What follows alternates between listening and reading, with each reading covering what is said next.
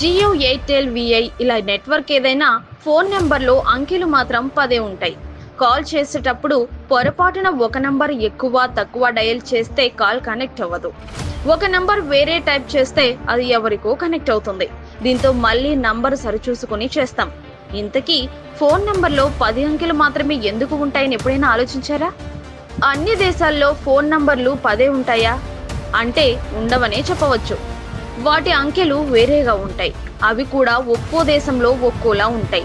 దేశంలోని జనాభాను బట్టి ఇది ఆధారపడి ఉంటుందట. మన జనాభా ప్రస్తుతం 140 కోట్లకు పైనే ఉంది కాబట్టి 10 ఉంటాయి. మరి ఇంతకు ముందు తక్కువే కదా? అవును, 2003 వరకు మన దేశానికి 9 నంబర్లే ఉండేవట. పెరుగుతున్న జనాభాకి సరిపోవని ట్రాయ్ తర్వాత 10 డిజిట్స్ ను కేటాయించింది. అలా మన దేశంలో మొదట 9 సిరీస్తో నంబర్లు ప్రారంభమయ్యాయి.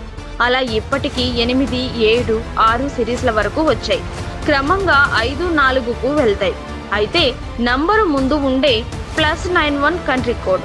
ఉదాహరణకి యునైటెడ్ స్టేట్స్ కు +1 ఉంటుంది. ఈ దేశానికి మొబైల్ నంబర్లు 7 డిజిట్స్ ఉంటాయి. 3 అంకెల ఏరియా కోడ్తో కలిపి 11 అంకెలు ఉంటాయి. చాలా మందికి 9 సిరీస్ ఉన్న నంబర్కే మక్కువ చూపుతారు. ఇంతకీ మీ నంబర్ సిరీస్ ఏంటో కామెంట్ చేయండి.